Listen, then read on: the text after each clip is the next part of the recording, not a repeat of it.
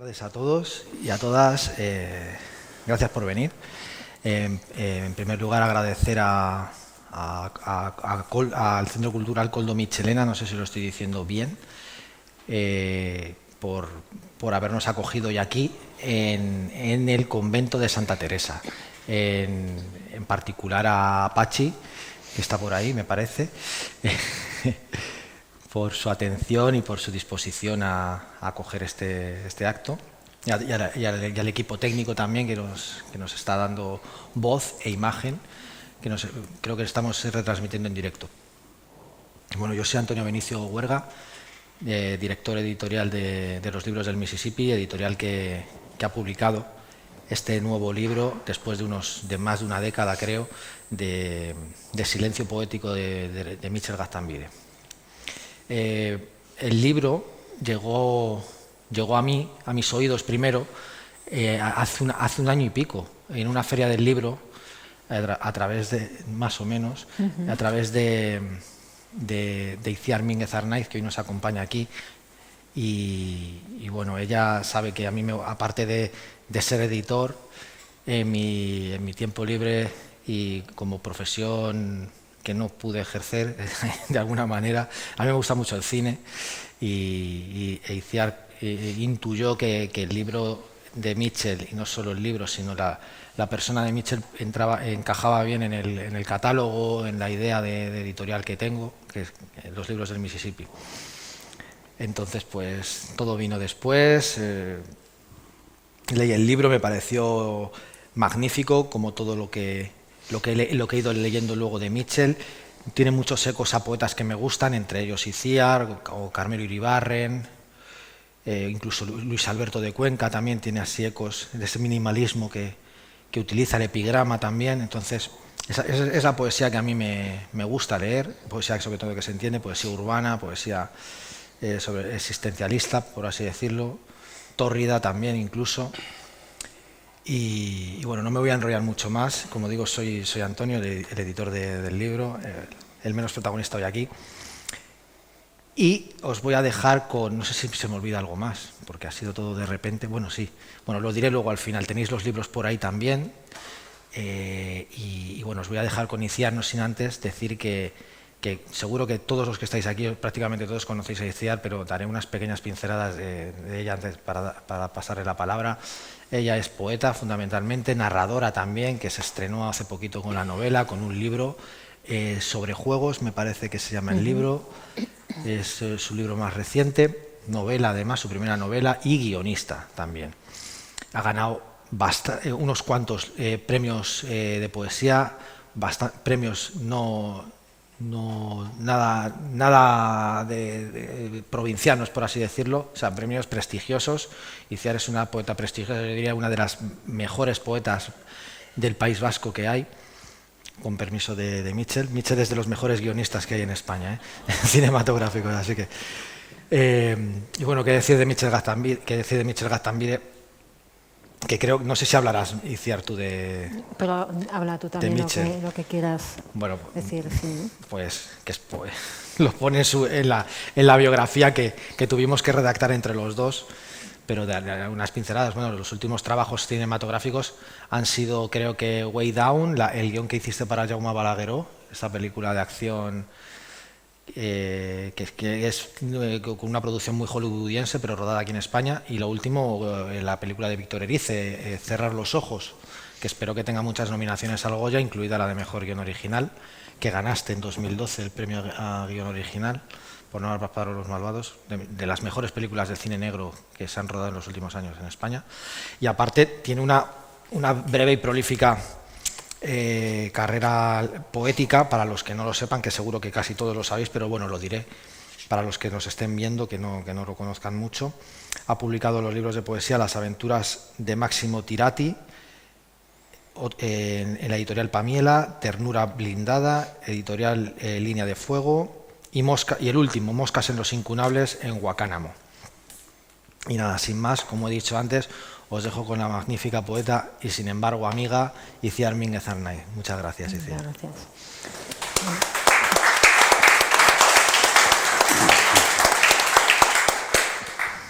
Buenas tardes, Arratsaldeon, guztioi. Muchas gracias por venir, por asistir.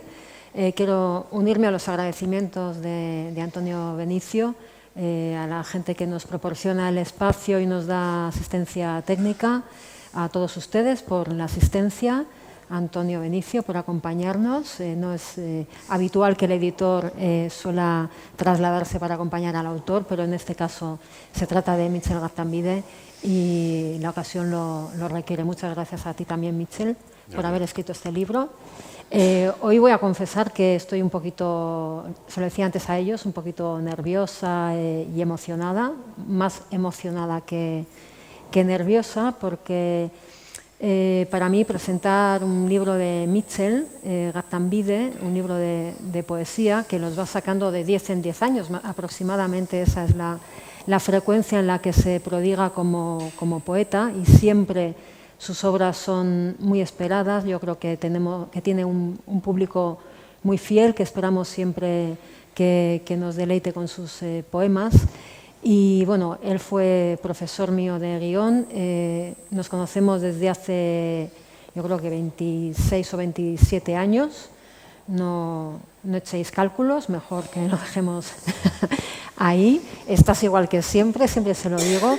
La poesía nos mantiene unidos y el guión, porque él fue mi profesor de guión y tenemos esa doble faceta profesional y existencial también. Y entonces, bueno, en mi haber y en mi biografía está ser alumna de Mitchell, y eso es algo que es para siempre, para toda la vida, y que sigue imponiendo, no deja de ser el maestro. Así que yo vengo aquí hoy en calidad sobre todo de alumna. Bueno, ya has hablado de Mitchell Gartambide. Él es guionista y poeta, pero también hay una faceta muy importante que es la de profesor. Luego, cuando te dé la palabra, Mitchell, me gustaría saber en qué orden eres profesor, poeta, guionista, o cómo fue, o qué fue lo primero que fuiste, y cómo compaginas estas tres áreas de acción. Guionista de la última peli de Víctor Erice, que se acaba de estrenar, Cerrar los ojos, y que coincide, bueno, tanto Víctor Erice se prodiga poco como cineasta, tú poco como poeta. Es una extraña casualidad que hayan coincidido los dos estrenos, tanto el poético como el cinematográfico, pero también una feliz coincidencia. Es la segunda vez que nos vemos en esta tesitura, porque hace ya más de 10 años que publicó su último libro en la editorial Guacanamo, que es Moscas en los incunables, y también tuve la suerte de presentar el libro aquí en San Sebastián. Tiene muy poquitos libros de poesía y difíciles de encontrar, entonces yo aquí lanzo un mensaje por si hay algún editor por aquí cerca, para cuando unas obras completas de Mitchell Gartambide, para que podamos tener toda su obra y acceder a ella. Bueno, hemos hablado del regreso de Mitchell, que convierte este día en un acontecimiento, el regreso a la poesía, pero yo no sé si la poesía la has abandonado durante los últimos años. Lo que está claro es que la poesía no te ha abandonado a ti, o si has ido escribiendo poemas o has retomado en los últimos tiempos un poco tu vocación poética. Lo que sí sé es que cuando nos reencontramos hace 2 años en un curso de guión, le pregunté cómo va lo de la poesía, porque según mis cálculos ya tocaba el libro de Mitchell, y me dijo, bueno, tengo ahí unos poemas, y bueno, y enseguida deseé hincarles el diente, y en cuanto los leí, es cierto que pensé en Antonio Benicio. Bueno, estas cosas que en la red de gente cercana y querida que tengo, bueno, pues enseguida se dan las conexiones cuando veo 2 personas o 2 voces que pueden hacer buena pareja, ¿no? Y enseguida pensé, por lo que ha dicho Antonio Benicio, por su pasión por el cine y porque la editorial es exquisita, y esta colección libretos, desde luego yo creo que estaba hecha para Mitchell y para enriquecer el catálogo y darle más categoría al catálogo de la colección. Me he hecho una pequeña chuleta aquí por si me quedo en blanco, porque la emoción me puede un poquito. Todos creo que habéis leído a Mitchell. a pesar de que hay mucha distancia entre libro y libro, no sucede como con otros autores que se nota mucho el salto temporal, ¿no? Pues la elipsis entre un libro y otro. Cuando leí el libro de Mitchell, que todavía no sé si hemos dicho el título, Autopsia del zombie, lo que pensé fue, me hiciste joven, porque la sensación que tuve es que no había pasado mucho tiempo desde la última vez que lo había leído, ¿no? Tiene una poética en la que yo creo que se da mucho la continuidad, algo que él retoma del último momento poético, y eso yo lo agradezco mucho, ¿no? Porque porque no siento grandes saltos y grandes preguntas que me pueda hacer sobre qué ha pasado en este tiempo. Y además él pertenece a una escuela poética, como también estamos en una época de categorizar y de darle nombre a todo, que yo cuando intenté encajarte en alguna escuela poética o corriente poética llegué a la conclusión de que no encaja en ninguna, porque él es una escuela poética en sí misma. Mitchell Gartambide, poeta. No hay, desde luego, en este país ninguna voz que se parezca a la suya. También es imposible imitarle. Lo digo también por experiencia, porque cuando leí sus primeros libros su voz me encantó, y como admiradora y lectora de él, pues siempre tiendes también a querer imitar lo que admiras, pero bueno, es absolutamente imposible porque tiene una voz que es única. Cada ejercicio de Mitchell Gartambide, cada ejercicio poético, a mí me obliga a replantearme la mirada poética, desde dónde lanza él los poemas. Creo que es un poeta marginal, pero no marginal de marginal, ¿no? Sino que escribe desde los márgenes, o sea, que proyecta la mirada siempre desde un ángulo, desde un sitio, desde donde antes nadie se ha parado a mirar, ¿no?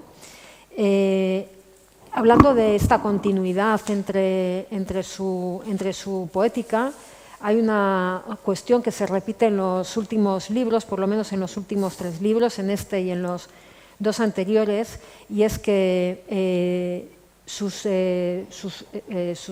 las partes en las que se divide el libro, en este caso es un díptico, son 2 partes, siempre se encabezan con unas citas de la vida cotidiana. Y que ya aparecen en sus anteriores libros. El libro empieza con un exordio, con una cita de Simic que dice: el ojo atento empieza a oír, ¿no? Que es una cita un poco para personas maduras, me parece, que esto yo igual hace 20 años no lo habría entendido muy bien y ahora lo entiendo perfectamente. Y aparte de que me representa, creo que le representa muy bien a él ese ojo atento que empieza a oír, porque Mitchell sabe escuchar las cosas que suceden en la calle. Creo que lo haces tanto en tu poesía como en tus guiones, y también me gustaría luego lanzar la pregunta si quieres contarnos desde si lanzas, o sea, si a la hora de crear un guión o de crear un poema o de hacer un poema partes de los mismos sitios o desde espacios diferentes, ¿no? En estas citas de la vida cotidiana recoge esas cuestiones que son a veces conversaciones que se pillan un poco al desgaire, conversaciones ajenas o conversaciones propias que uno tiene en el coche o en la calle, y que nos sirven para situar muy bien toda su poética, porque toda su poética transcurre en espacios de lo cotidiano, en espacios muy reconocibles, ¿no? No convirtiéndole esto en un poeta de lo cotidiano exactamente, porque tiene muchos factores que lo diferencian de esa poética de la cotidianidad o de esa poética más confesional, ¿no? Una de las cuestiones que más me gusta de tu poesía y también de tus guiones es la forma que tienes de extraer de las cosas del día a día lo poético.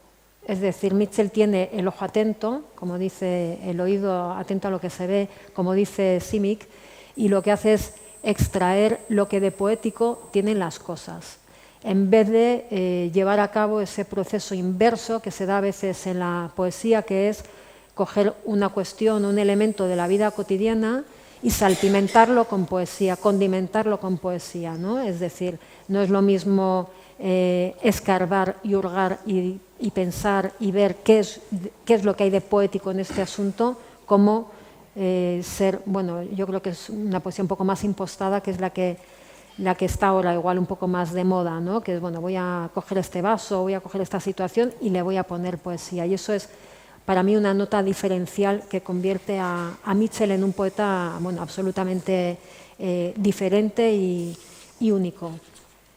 A pesar del título, bueno, también me gustaría luego preguntarte, o ahora, lanzarte las preguntas y luego si nos cuentas, ¿no? Autopsia del zombie, que a pesar de este título es un libro que está muy vivo, como toda la poesía de Mitchell, poesía también secuenciada, que afrontas a veces, no sé si como secuencias, ¿no? Con esa unidad de tiempo, de espacio y de acción con la que también se afrontan las secuencias en la ficción, ¿no?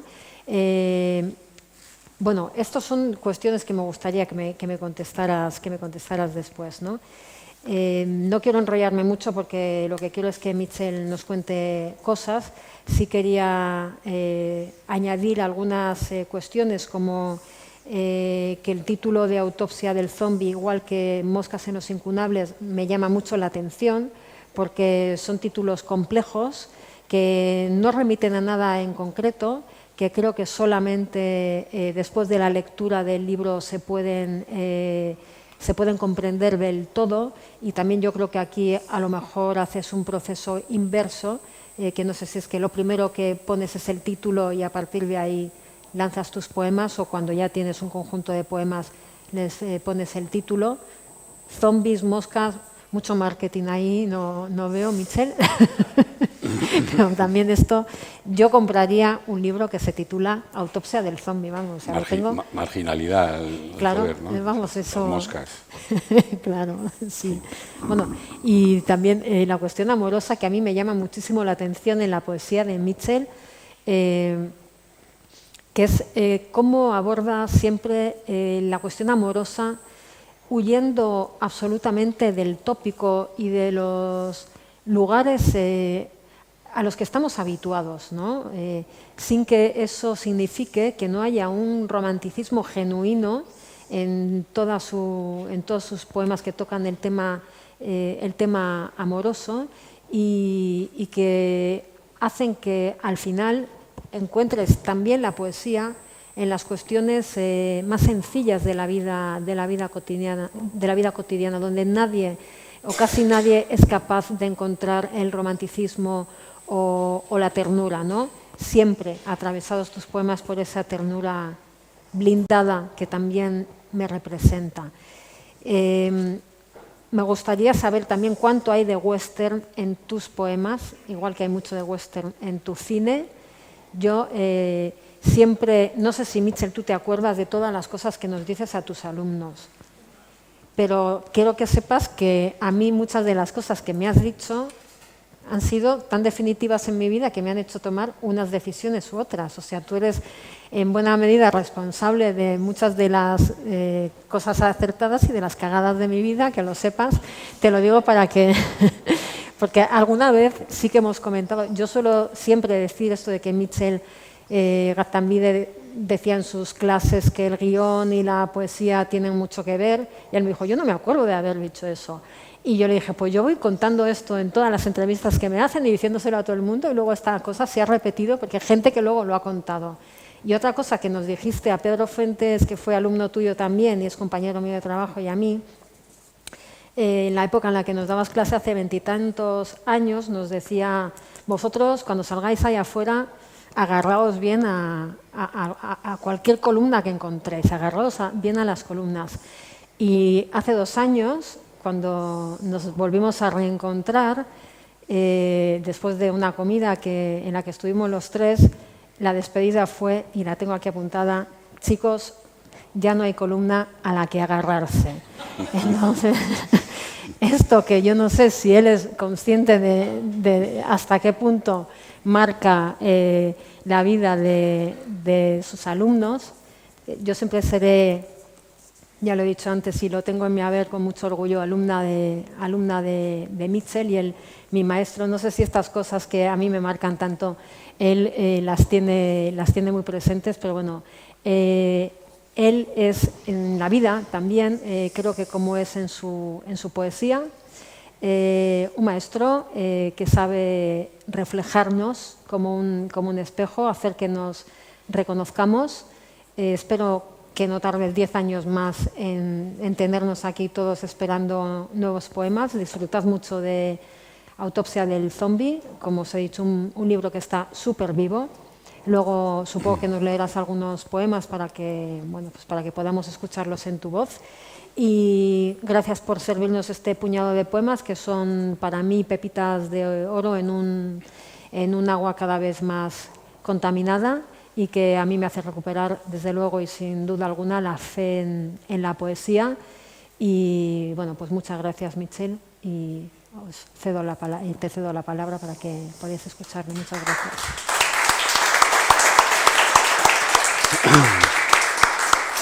Bueno, lo primero de lo que se entera uno cuando viene a la presentación de sus libros, que siempre es curioso. Yo, como tengo pocos libros, vengo poco a presentaciones, entonces, no sé, me ruboriza.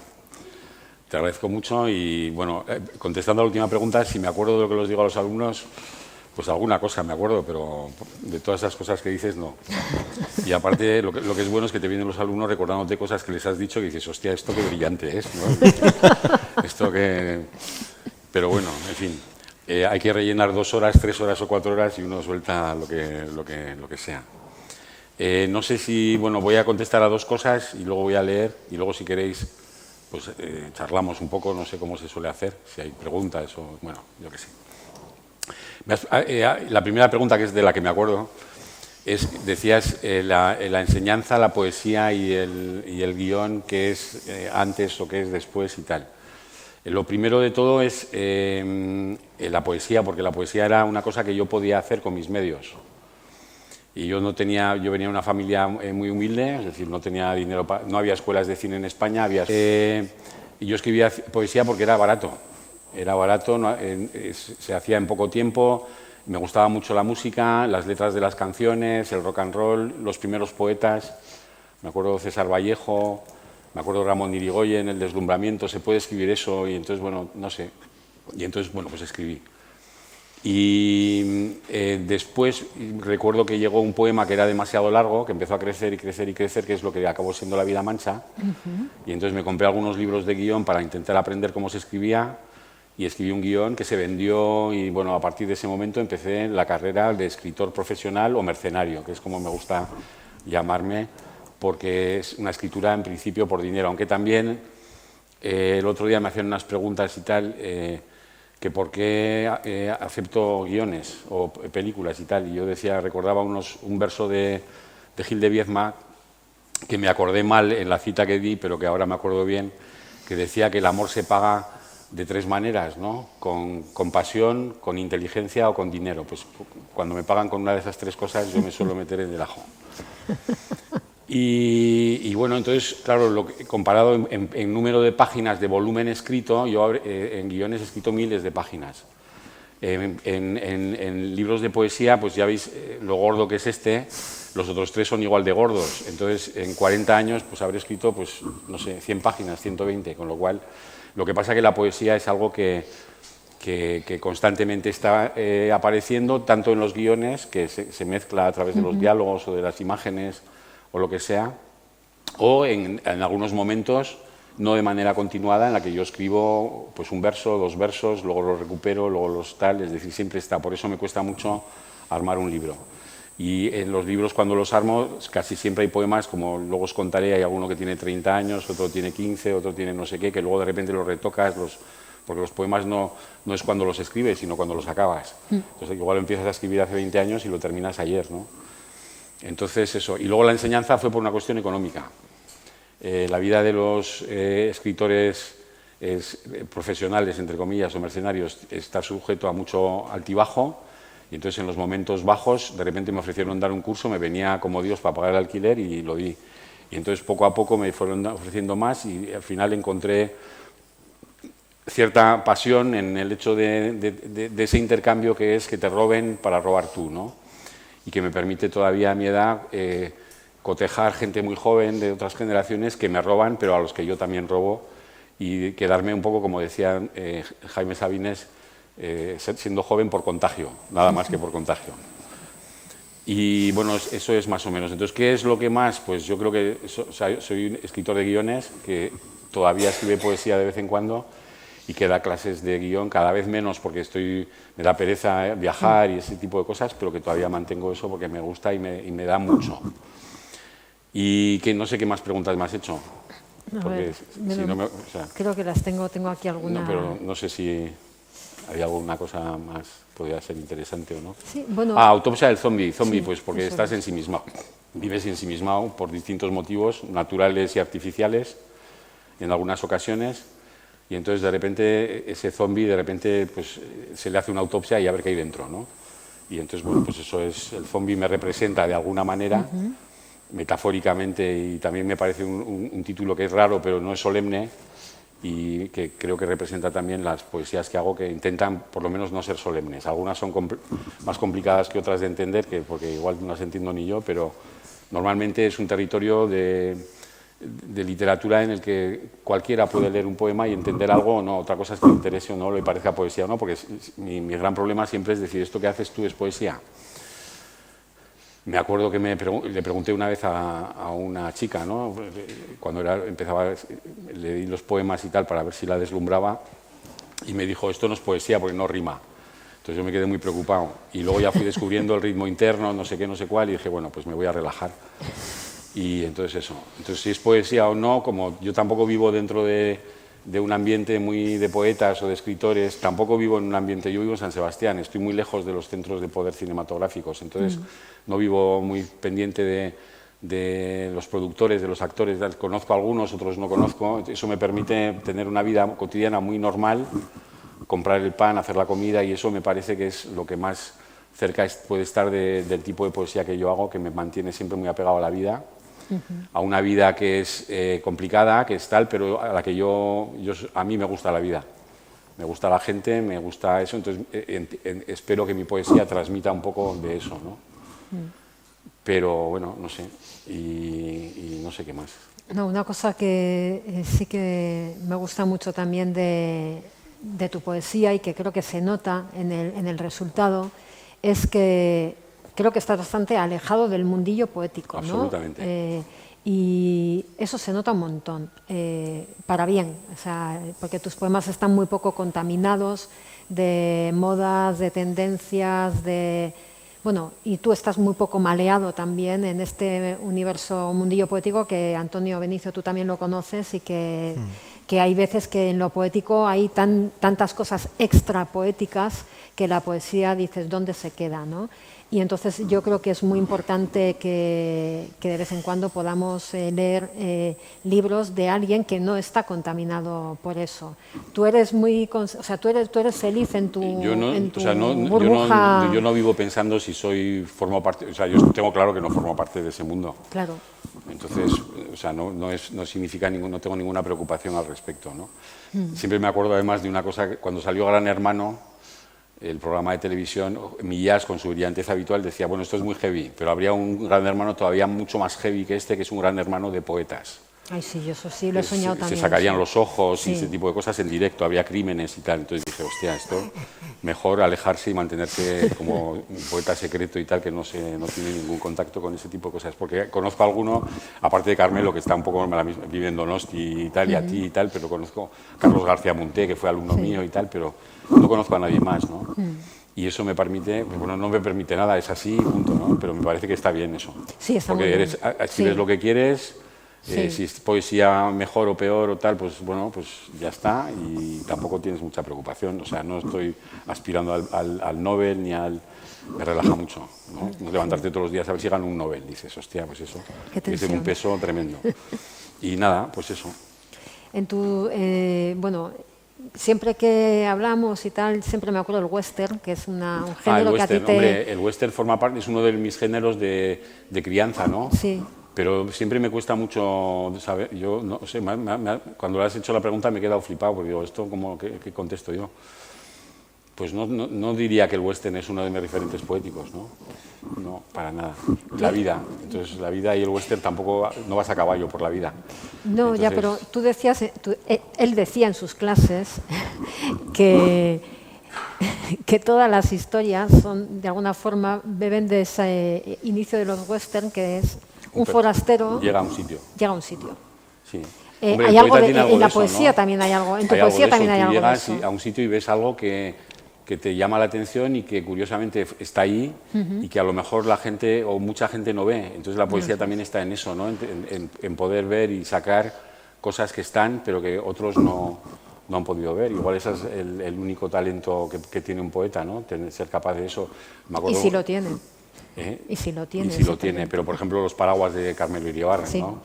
Normalmente un paraguas es una cosa para taparte y va Carmelo y hace un poema que lo flipas. Pues eso es un poeta, que de repente coge un paraguas y lo convierte en un poema, en una cosa emocionante, en una cosa que dices, es verdad, los paraguas no te abandonan, ¿no? Sí, pues mueren por ti. Eso es lo que dice Carmelo. Bueno, pues ese tipo de cosas, ¿no? La poesía del zapato, del paraguas, la poesía de la vida cotidiana, de tus hijos, un hijo que baila a tu lado cuando es pequeño y de repente dices, bueno, ahí hay un poema, ¿no? Y luego las citas de la vida cotidiana, yo he escrito 4 libros. Me hace mucha gracia cuando decía, seguro que habéis leído y tal. Yo creo que la mayoría de mis amigos que han venido aquí o gente que conozco ni sabía que yo escribía poesía. Entonces, y bueno, llevaban 4 libros. Entonces, 3 de ellos, incluido este, se organizan de la misma manera. Hay que estructurarlos de alguna manera y coordinarlos de alguna manera.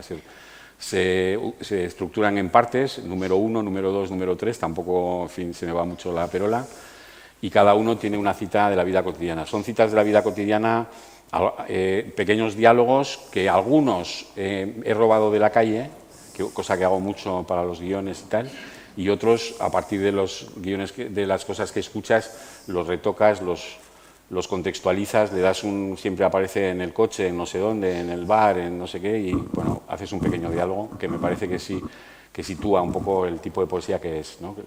Le quita solemnidad y le da un poco una especie de toque un poco naturalista, ¿no? Que a mí me interesa. Las ideas surgen siempre de cuestiones que están por el aire, es que yo trabajo muy poco las ajenas. ideas. O sea, trabajo con imágenes, sí. un verso, no sé, pues no sé. Entonces a partir de la imagen surge tal, le buscas un sentido. Alguna vez hay una idea de fondo. Trabajo mucho con cosas que me han pasado, con cosas que han pasado a otros, con cosas, recuerdos de la infancia, como leeremos algún poema que tiene que ver con eso, sensaciones que tienen que ver con el paso del tiempo. Pintadas, hay algunos poemas que son grafitis, sí. O sea, tienen 2 versos, 3 versos, son como grafitis. Eso es un poema, y dices, pues bueno, a mí me parece que un grafiti donde pone Dios es negra es un poema. Sí, o otro grafiti que me encanta dice que iban los feos, pero no todos en mi barrio, que me parece una genialidad, ¿no? Dices, eso es una poesía acojonante, ¿no? Dices, ojalá lo hubiera escrito yo, ¿no? Entonces, bueno, pues a mí ahí es lo que me gusta, bueno, donde me siento, porque la poesía que no entiendo no me interesa, porque me hace sentir tonto para empezar y luego no la entiendo. Y entonces creo que la poesía es algo popular, que tiene que ver con los primeros cantantes, o sea, no sé, el relato oral y esas cosas, y bueno, intento hacer eso, que se entienda por lo menos, ¿no? Y no sé si puedo ampliar. No, las preguntas que tenía las has contestado. Vale. Bueno, pues entonces me va a tocar leer. Voy a leer, claro, si leo, o sea, voy a leer poco, pero claro, a poco que lea ya me he leído el libro. O sea, porque tiene 40 páginas, entonces... 72. Yo tenía un amigo que decía que los libros de poesía los leía en el váter. Bueno, pero la verdad es que es verdad que el prólogo de Iciar ocupa más que toda tu poesía. Es broma. Entonces, es broma. No, pero es casi verdad, ¿no? Entonces esto para ir al baño, para leer en el baño es estupendo. Pero como tengas un estreñimiento tal, igual necesitas la obra completa. Eso también. Las obras completas, las obras completas, por eso hay que hacer un estamos pidiendo llamamiento aquí. para la gente que tiene problemas cuando va al baño. Bien, quiero empezar diciendo una cosa que les tengo prohibidos a mis alumnos, pero que voy a hacer yo, que es pedir disculpas, antes de presentar sus trabajos. Pero yo lo voy a hacer porque hace 15 años que no leo un poema delante de gente. Entonces esta semana he estado escondido por los rincones haciendo como que leía y tal, o sea que puede pasar cualquier cosa. Entonces voy a leer. Como os decía, este tiene dos partes, solo 1 y 2, y voy a empezar leyendo el famoso Citas de la vida cotidiana del 1. Es en un coche, casi siempre son 2 personajes, y en este caso es en un coche 2 personajes. ¿Me quieres? ¿Y tú? Yo. Mira, ahora mismo estoy tan bien que estoy mal. Esa es la cita de la vida cotidiana. Poema. El aire entre los dedos tiene más peso, una mirada tuya mucho más calor, pero esta impaciencia es lo único que queda, agua quemada por el sol. Apunte del natural. Si levantas la vista no ves la terraza ni las casas de enfrente, me ves a mí, y yo sé que me estás mirando más allá de mí mismo, como cuando yo miro y dentro de ti veo cosas que no están. Bueno, este es un poema largo, que lleva conmigo 30 años y que no he conseguido terminar. Es la historia, tiene que ver con el cine, con la elipsis, está de alguna forma estructurado con la técnica de la elipsis, intenta abarcar lo que es una historia de amor a lo largo de la vida, a lo largo del tiempo, pero también habla de la diferencia entre la vida, la verdad de la vida y la ficción, ¿no? El caos de la vida y el ordenamiento que supone encerrarlo en la ficción. Son un poco como agua y aceite los dos temas y por eso quizás pues es un poema muy imperfecto, pero que lo voy a leer. Se titula Cine vasco y polución. La historia es la de 2 que van a amarse y empieza cuando todavía no lo saben. Un día salen de casa confiados, con sus vidas rebosando como peces en un cesto.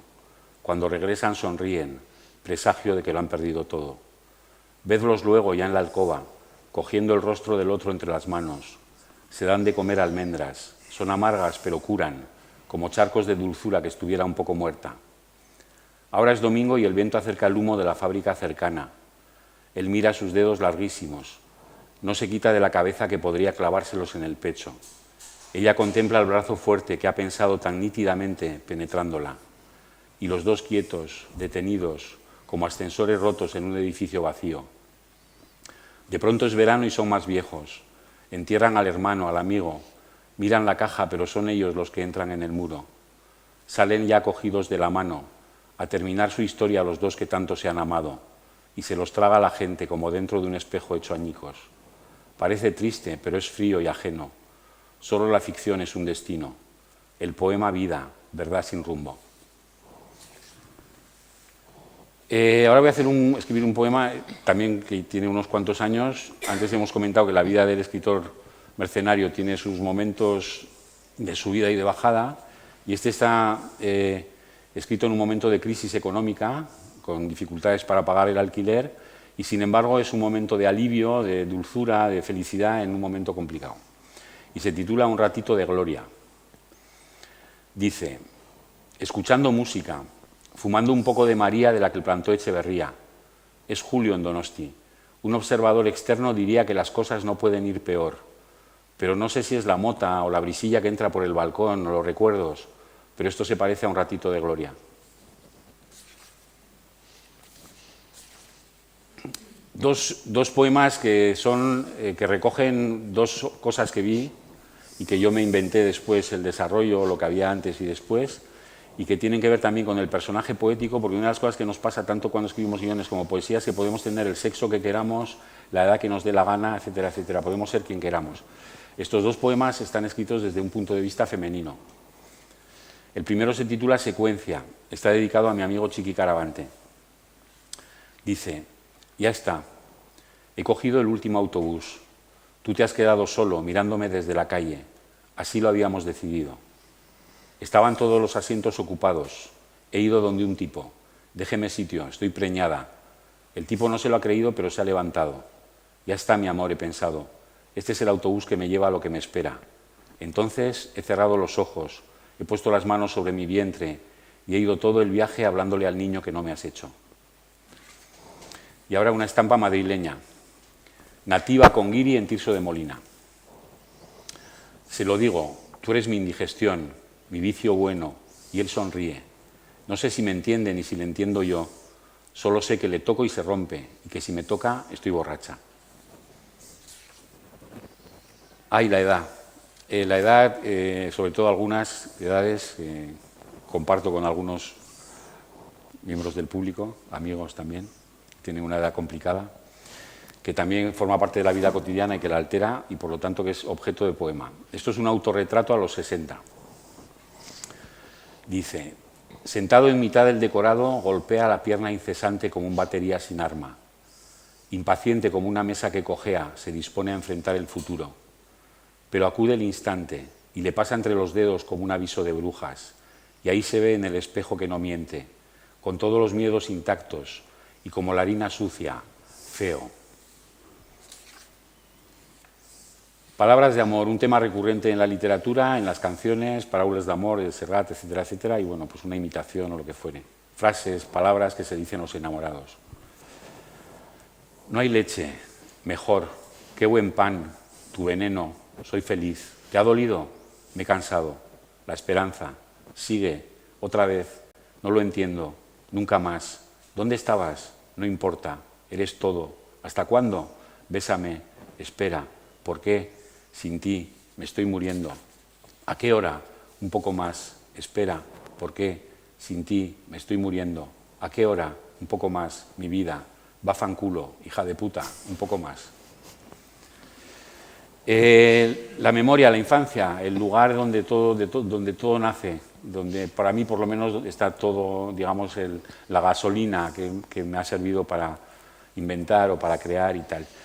Este poema, que se titula Falces, el pueblo navarro donde pasábamos muchas veces el domingo con mis padres y mis tíos y los amigos de mis tíos, recoge una anécdota real que yo he intentado convertir en un poema.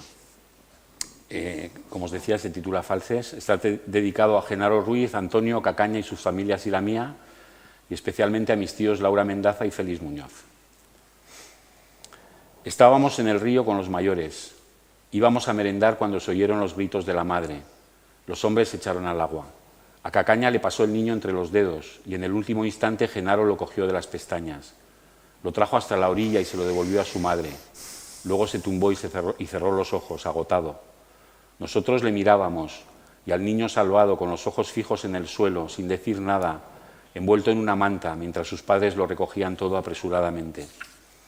Se fueron y nos quedamos solos en la arboleda. Aquella foto de euforia callada, los hombres bebiendo despacio, las mujeres orgullosas, sentadas cada una muy cerca del suyo. Vino la noche, por una vez no había prisa, solo esa extraña alegría. Un hombre había salvado a otro y el héroe era de los nuestros. Otro de infancia, que se titula Infancia, tiene que ver con esa infancia maravillosa que vivimos los que no teníamos televisión, los que no teníamos demasiados libros en casa, algún tebeo, y esa infancia en la que los relatos casi siempre se transmitían de manera oral por parte de nuestros padres, de nuestros abuelos que habían vivido tiempos difíciles, la guerra civil, la posguerra, etcétera, etcétera, y que nos contaban cosas. Y nosotros éramos niños que les mirábamos con los ojos enormes, ¿no? O yo por lo menos. Infancia. Sentados encima de los bancos, los niños murmuraban en voz baja. Había sangre en aquellas historias escuchadas, gente que había matado o había sido muerta, gente que nada más estuvo para quedarse en las historias.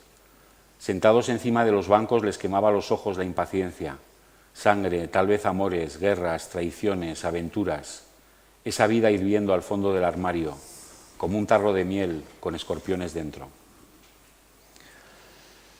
El segundo bloque empieza con una cita de la vida cotidiana que son dos personajes, pero solo habla uno.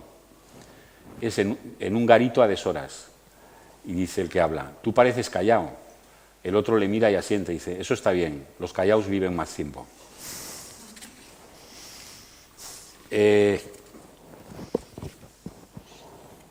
Personaje poético, antes era una mujer, luego era un hombre y ahora es un animal, nada menos que un búho.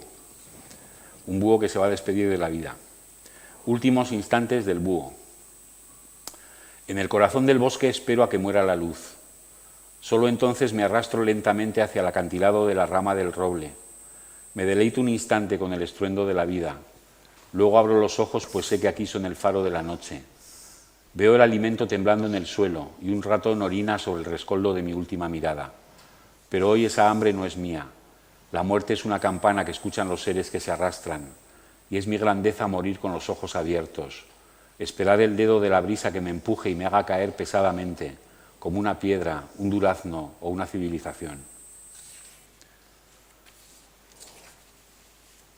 Dentro de esos poemas que tienen que ver con escenas vividas o escuchadas o bueno, compartidas, en el libro anterior había un poema que se llamaba Hospital, que tenía que ver con mi madre y conmigo, los largos días y noches que pasábamos en hospitales en los últimos años de su vida. Entonces, aparte de mi madre, pues claro, mi madre tenía compañeras de habitación. Y este poema está dedicado a una de las compañeras de habitación de mi madre, que se llamaba Angelita. Angelita tenía 70 años, era delgadita, pequeñita, era como un pajarillo, soltera, y por la noche se volvía loca. Entonces, muchas de las palabras o de las frases que están aquí son cosas que decía Angelita de verdad. Hospital 2. Jarabín, jarabán, canta Angelita entre sueños. Angelita, pajarillo, delgada y soltera, cayó de bruces contra el suelo, dice. 10 minutos pasaron sin que nadie hiciera caso, y ese nadie que la enfurece la sigue visitando con su enorme agujero. También viene un curica por la mañana, le habla de eternidad, de oración, y ella siente a las nubes de su sotana, pero llega al fin la noche y se libera. Está todo muy limpito, dice, y con la mano alisa la sábana como si esa fuera la alcoba de sus primeras nupcias. Luego se suelta un botón de nácar del camisón. No seas pecaminosa, piensa en voz alta. Y ríe Angelita con carcajada de niña puta en el pabellón de los desahuciados. La edad otra vez. Estupor. Verse. Como en una fotografía de una revista rusa. Con cierta presbicia contemplar los caracteres incómodos del pie de página. Ser eso que está escrito ahí. Verse de una vez, entero, incomprensible, verse así. Bueno, esto es cosas que te pasan cuando recuperas un par de versos escritos cuando tenías 20 años. Elogio de la bajeza. Las dos primeras versos son lo que recuperé y luego intenté hacer un poema. Dice, te follaré con mis dedos de papel couché, anotado con letra febril en una vieja libreta, entre una cita de Berlín y 2 entradas del fútbol. ¿Quién eras? Tú, a ti, una letra de canción, la inaudita expectativa de un verso, martes o domingo. ¿Y quién ponía la cama? Hago memoria y sí, tal vez empiece a querer acordarme de aquella tarde y del papelón que hice, couché, bueno, por decirlo de alguna manera. Tos. Me he convertido en la tos, esa tos, aquella que dije que nunca me representaría. Ese contagio inminente ahora soy yo. Esa tos que me anuncia como a un guerrero que se acerca con la coraza rota. Esa tos, ahora, yo. Piso en propiedad. Bueno, esto lo vais a reconocer muchos de los que estáis aquí. Un amigo decía que tenía que ver con San Sebastián. Yo creo, bueno, con San Sebastián y con el resto del mundo, por lo menos de este país. Dice, piso en propiedad. Urbe dispuesta con astucia para resultar hospitalaria, con sus islotes de hierbín, sus pespuntes de variado arbolado y un horizonte de cielo y mar que solo se puede tocar con los dedos de la imaginación. Tantos 1000 euros el metro cuadrado por descansar la cabeza en la ilusión de la propiedad. Niño fui, luego adulto, ya pronto anciano, frecuentando este objetivo sedentario.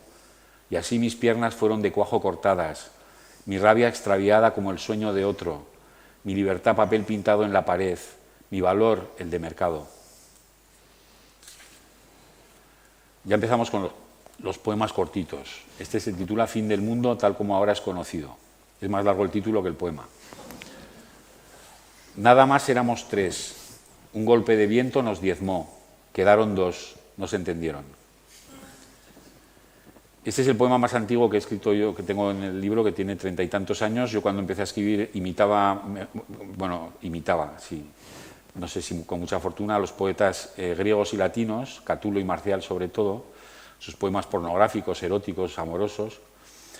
y escribí esto. Tú que habrás dormido con más de 1000, guardas tus últimos besos para mí, y esto que para otros fuera escaso bien, es para mí el mayor de los honores. Puedo hacer un spoiler porque el epigrama 2 saldrá en el siguiente libro, si es que lo hay, que solo cambia una palabra, pero cambia el sentido completo de todo el poema. Entonces lo voy a decir cómo será en la siguiente versión. Tú que habrás dormido con más de 1000, guardas tus últimos besos para mí, y esto que para otros fuera escaso bien, es para mí el mayor de los horrores. Una pesadilla de gente que viaja mucho. Morirse de viaje. Morirse de viaje. Morirse solo, lejos, por trabajo, huido de la justicia, exiliado, en batalla ajena, de vacaciones, en una ancha cama de hotel, en un jergón de pensión barata, en mitad de una calle, ajeno ya del todo como la última fruta exótica del cajón, esa extraña melancolía del cadáver extranjero. Otra pintada que tiene que ver con lo que descubrimos cuando accedemos a las altas cumbres de la cultura, de la política, de tal, y frecuentamos a los que las ocupan. Claro, tiene que ver con la cultura en donde yo me muevo, ¿no? Dice, charca de la cultura. Dice, el talento aflora y la mierda flota. Y ya.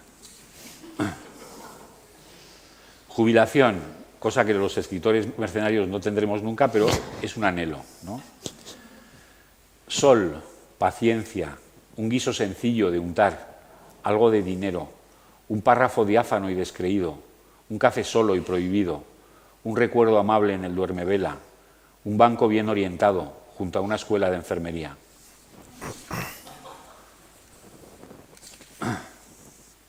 Espejo, otra pintada. Esto para la gente que tiene unos años lo vais a entender muy bien. Espejo. Soy lo que soy y lo que se me cae.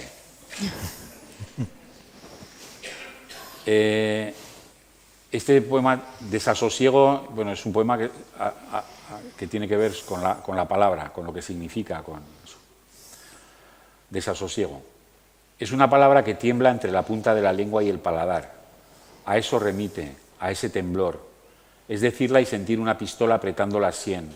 Es un crimen sin pistas, un vacío en el vientre, un agujero en la pared. No saber dónde mirar ni a quién culpar salvo a ti mismo. No queda mucho tiempo, quiere decir, esta palabra que tiembla. Sartenes, sudor y lágrimas. A mi madre Pilar y a mis tías Teresa, Benita, Elena, Felisa, Carmen y Laura, todas proletarias. Les parecía que había de todo en las tiendas. Y ellas sabían apañarlo con poco dinero y mucho alimento. No podía haber día de mañana peor que ayer. Sartenes y pucheros a pleno rendimiento. Su sacrificio allanaría el camino de los que vinimos después. En eso también fueron engañadas. Fuertes y confiados seguimos la tradición, del que al mostrarse se esconde, del que necesita medir lo que dice y lo que calla, del que debe reír cuando quiere llorar. Y aprendimos que lágrimas no derramadas no se evaporan, bajan a las entrañas, se filtran como aguas fecales. Tengo miedo porque de eso murió su padre, decía mi madre, de ese mal moral. Y para terminar, un poema que habla de lo que queda y que se titula Poso. Y que cuando leyó el libro Itziar, estaba al principio del libro y me recomendó que lo dejase para el final y con mucha razón. Así que gracias, Itziar. Y lo voy a leer. Poso. Quedan los amaneceres, queda la luz, queda el calor de las sábanas o su frío intolerable y enfermo. Quedan los transportes públicos, las miradas obscenas de los desconocidos, las historias que tal vez y las que ya jamás. Quedan los horarios y el tiempo sin tiempo de la nada. Queda el apetito, queda la sed, quedan las carcajadas, los gritos detrás de esa ventana. Queda la esperanza y la muerte espantosa, queda el dolor y la náusea, quedan las sirenas de la policía, los aullidos de las ambulancias, los besos quedan. Y ya está.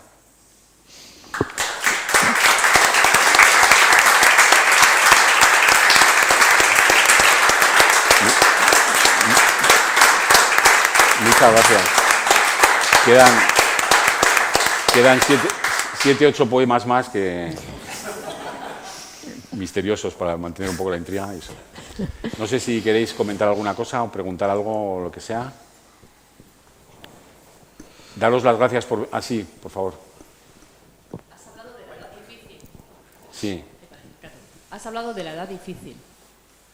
¿No son difíciles todas las edades? Sí, pero bueno, te quedas con la última, ¿no? Es decir, la más difícil es la que estás pasando en este momento, entonces esta es dificilísima. Ya no puedes subir corriendo las montañas ni nada de eso. Y, bueno, pero sí, cuando eres adolescente es dificilísimo, todas son muy difíciles, pero esta, claro, es la que me toca, entonces ya las otras casi ni me acuerdo. Así que sí, de esta a eso me refería.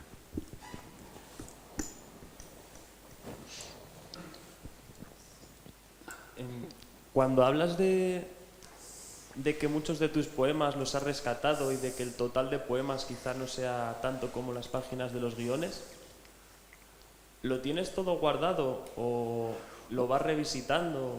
Bueno, a ver, tengo bastante guardado. He hecho muchas mudanzas en mi vida y en las mudanzas se pierde mogollón de cosas. Y también tiras cosas. Pero sí es verdad que hay algunas cosas que guardas. Y entonces, de repente, las vuelves a descubrir igual 15 años después o 12 años después. Bueno, ahora tú eres muy joven, John, y todavía eso no sabes, pero de repente encontrarás un dibujo que hiciste ahora dentro de 30 años, ¿no? Y dirás, hostia, esto... Y entonces ahí es cuando de repente el poema que en aquel momento no pudiste cerrar, de repente encuentra una luz diferente y encuentras por qué lo empezaste a escribir para que lo pudieras terminar 30 años después. Guardar todos, soy bastante Diógenes. Guardo muchas cosas, demasiadas cosas. Tengo el garaje lleno de carpetas llenas de cosas que, bueno, de vez en cuando tiro, pero sí guardo. Porque claro, para sacar un libro de estos tengo que recuperar cosas viejas, si no, no... Pero sí que guardo. Yo creo que es una buena idea guardar. Porque a lo mejor hay algo que no ves que de repente luego descubres que tenía luz, ¿no? Muchas gracias. A ti y yo, por venir. José Ran. Que tienes como escritor en una las rematas como cuando eres poeta, ¿no? Escribes un poema y lo rematas y tal como lo escribes llega al lector. Como guionista escribes, pero luego ese guion o que de la historia que estás contando pasa por las manos de un director y todos los profesionales que participan en lo que es una película. Sí. ¿No sientes la necesidad de rematar esas historias escribiendo novelas? No, porque esa parte de libertad me la da el poema, ¿sabes lo que te quiero decir? Yo intenté en su momento dirigir alguna cosa y me di cuenta que yo era de trazo muy grueso, que no servía para dirigir.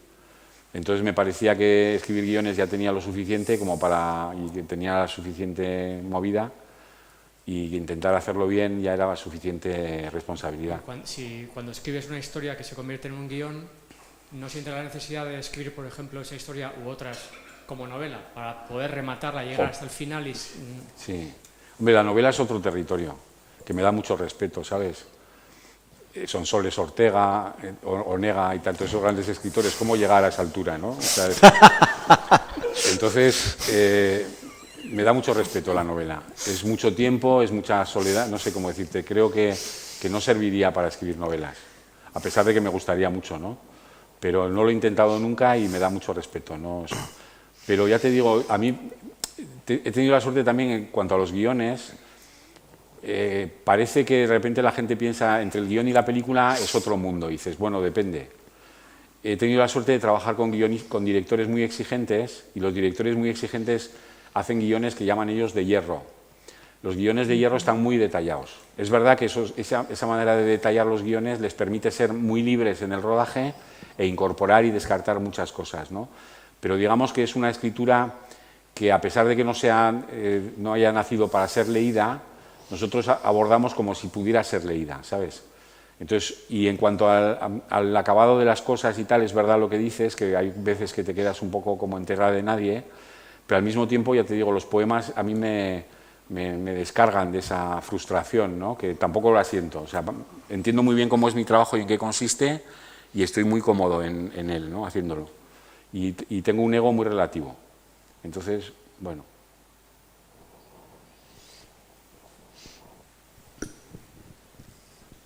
Yo también voy a hacer un poco de historia. Yo también fui alumna tuya. ¿Y te acuerdas de alguna cosa que dije? Sí, bueno, muchos, pero me acuerdo que decías eso, que lleváramos siempre una libreta para apuntar lo que decía la gente, ¿no? Entonces me has hecho recordar, y quiero decirte, lo de la libreta, que por ejemplo luego te servía para los guiones, me imagino que te habrá servido para Las citas de- las sí. citas de, Y para de los poemas, sí. pero ¿has vuelto, te has encontrado alguna libreta vieja, de repente alguna cosa que en ese momento escuchaste y lo descartaste, quiero decir, que te ha vuelto a retrotraer? O que ni siquiera te acuerdas que lo has escrito. El poema ese que os digo, soy lo que soy y lo que se me cae, eso lo escribí yo en Madrid, bajando la Gran Vía, en el año, no sé, cuando empecé a sentir que se me caían cosas. Y de repente lo recuperé años después, ¿no? ¿Sabes? Entonces, bueno, sí, de repente tal. Y luego te das cuenta, también he recuperado muchas cosas de esas para los guiones.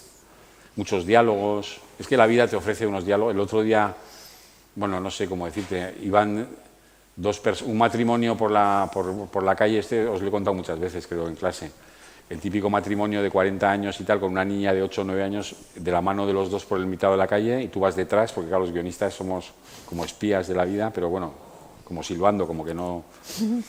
Y de repente la mujer le dice al marido, pues la madre de la Josefina se está muriendo de cáncer, se está yendo por la pata, se quedan callados y tal, la niña comiendo el chupachus en medio, y entonces de repente unos metros más atrás, más adelante, se vuelve el marido y dice, esa ya ha vivido todo lo que tenía que vivir. Eso es un peliculón, ¿qué es un poema? Pues no lo sé, pero algo es, ¿sabes? Es un poema de la crueldad, pero como somos tan crueles también a veces, también dices, entonces es la suerte de estar al acecho, de encontrarte con esas cosas, ¿no? También estás de caza, entonces muchos días vuelves sin nada y algunos días vuelves con eso, con una imagen que te llama la atención, no sé, sí. Pero las libretas son muy importantes.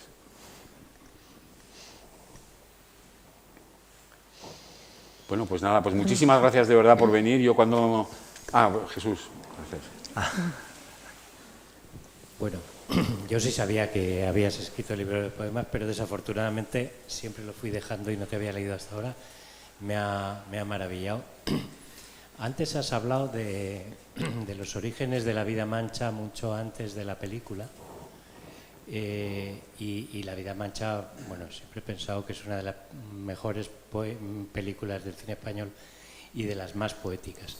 Y yo me he sorprendido, por lo que he dicho antes de que es la primera vez, el primer libro de poemas tuyo que leía, me he sorprendido porque hay muchísimas concomitancias entre tu poesía en este libro, en este que es el que conozco, y en tu cine, pero sobre todo en esa película de La vida mancha. Sí, pues ojalá, hombre, es verdad que es una película muy, muy anclada en la vida, en lo cotidiano, en la poesía de las botellas de aceite y de las manzanas que decía Enrique y tal, y entonces, bueno, pues eso, pero me alegra que me lo digas y que lo sientas así. Sí, tampoco es una película poética de estas de violines, pero sí que tiene la poesía esa de lo cotidiano, de las emociones, es del amor, del en dolor. este sentido, en sí. el sentido de tu poesía. Sí, sí. Pues puede ser, ojalá. Pues quería daros las gracias. Al principio, cuando hablaba con Antonio, le decía, no sé si vendrán 3 o 4. Y me decía, hombre, que tengo que... Vaya semanita que me ha dado. Entonces agradezco mucho que hayáis venido y de verdad un placer. Y ahora concluís vosotros. También quería decir, bueno, tenéis los libros ahí para quien lo quiera adquirir, que luego Mitchell supongo que lo querrás firmar. Sí. Bueno, y también no sé si bueno, el prólogo del libro lo hace Iciar, aparte de la presentación maravillosa que ha hecho hoy. El prólogo lo ha hecho ella, que fue a ultimísima hora, porque dije, oye, podía hacer Iciar una nota en la contraportada, pero luego hablando, pues el prólogo que lo haga Iciar, ¿no? Creo que era lo que el libro necesitaba, esa presentación de Iciar, que no necesitas presentación, pero creo que ya que fue Iciar la que me puso en las manos tu manuscrito, creo que... Yo encantado. Y aparte Iciar es autora de La Casa de los Libros del Mississippi, publicó, tras salir del confinamiento, publicó un libro que se titula, lo voy a decir, ¿vale? Ya sé que no es el lugar ni el momento. El libro El Palacio de Hielo, lo publicó en esta misma colección, que tenéis también algún ejemplar he traído, que quien lo quiera adquirir pues se lo lleva. Y Ciar, no lo firmes porque tiene que firmar Mitchell. Y ya no digo nada más, ¿vale? Os cedo la palabra a vosotros. Yo gracias, no tengo nada más que daros las gracias y ha sido un placer. Muchas gracias. Vale.